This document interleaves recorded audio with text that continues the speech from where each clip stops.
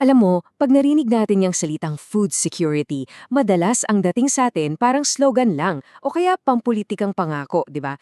Pero ngayon, alamin natin kung paano ba talaga to binubuo, hindi sa salita, kundi sa bakal, simento at teknolohiya. So ito ang tanong, para sa'yo, ano ba talaga ang pinakamalaking problema ng mga magsasaka natin? Siguro ang unang papasok sa isip natin, yung pagtatanim mismo. Tama? Well, aalamin natin na hindi pala laging sa pagtatanim ang umiikot ang buong kwento. Actually, yung mas matinding laban, madalas, nangyayari pala sa labas mismo ng sakahan. Okay, so dito tayo magsimula sa unang malaking challenge, yung tinatawag na post-harvest problem.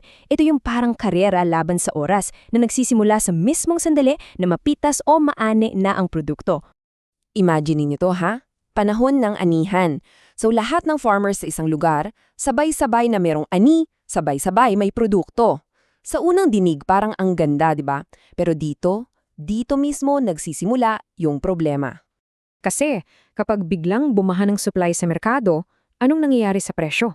Siyempre, babagsak. As in crash talaga. Yung pinagpago-pagura ng mga magsasaka, biglang kailangan na lang nilang ibenta sa presyong halos wala na silang kita o minsan, lugi pa. At kung hindi pa maibenta agad, ito na yung pinakamasakit na katotohanan. Sabi nga, walang storage o silo, nabubulok. Sayang lang lahat. Lahat ng pagod, lahat ng puhunan, nasasayang lang. So paano ba aayusin itong pundasyon na to? Ang sagot pala, in one word, infrastructure. Yan ang kailangan. Unang solusyon, para direktang atakihin yung problema ng pagkasira at pagkalugi, kailangan ng mga post-harvest facility. For example, tingnan natin to sa Camarines Sur. Nagtatayo sila ng isang malaking regional hub. At hindi to biro ha, may 500 million para sa cold storage at another 290 million para sa isang food processing facility. Grabe ang investment kasi ang goal talaga is baguhin ang buong sistema para sa kanila. Dahil dito, yung dating sistema na ani tapos benta agad, nag-iiba na. Ngayon, may options na sila. Pwede nilang i-store yung surplus, pwedeng iproseso para maging ibang produkto na mas mataas ang value, at in the future, baka pwede pa ngang i-export. Okay, pero teka, hindi lang pala post-harvest ang problema. Meron ding isang malaking gastos bago pa man tumubo yung mga tanim. At yan yung patubig o irrigation. Tingnan nyo to, grabe. May mga farmers cooperative na gumagastos ng, get this, hanggang 450,000 pesos kada buwan para lang sa kuryente ng patubig nila. Kung diesel naman ang gamit, ang taas na nga, pabago-bago pa ang presyo. Sobrang bigat niyan sa bulsa nila. So ano ang solusyon dito? Well, tumingala sila. Solar power. Sa Camsur ulit, may dalawang major solar irrigation projects. Pinagsama, mahigit 330 million pesos yan na investment. Ang resulta, 1,800 solar panels na sumusuporta sa higit 1,500 na magsasaka. At ang sakop nito napakalawak, mahigit 1,800 ektarya ng palayan. Sige, i-connect natin lahat.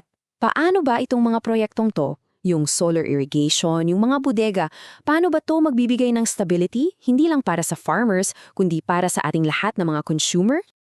Ito yung before and after na picture. Dati, yung bill nila sa kuryente, daan-daang libo.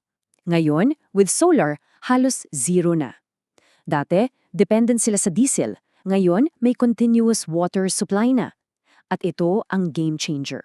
Yung dating siguro 2 anihan lang sa isang taon, ngayon, posibleng umabot ng hanggang 3. Wow! At pag pinag-usapan natin ng pera, isang kooperatiba pa lang nakakatipid sila ng 2.7 million pesos kada taon. Isipin mo yun, perang diretso nang bumabalik sa mga magsasaka.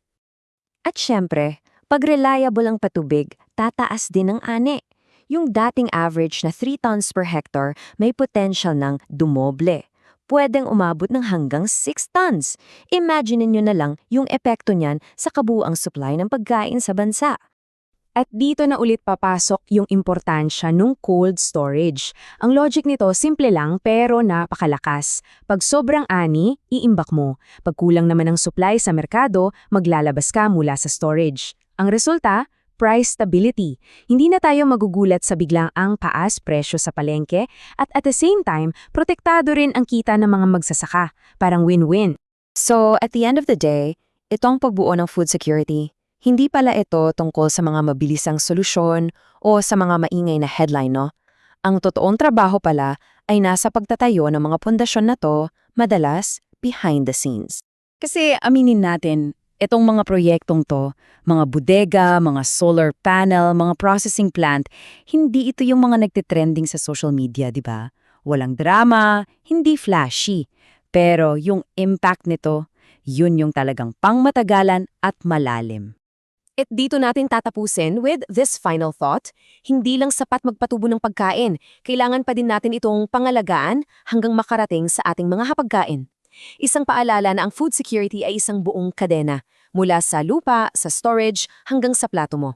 At ang tanong na naiwan sa 10 ay, sapat na ba ang mga pundasyong ito para sa mga darating panghamon?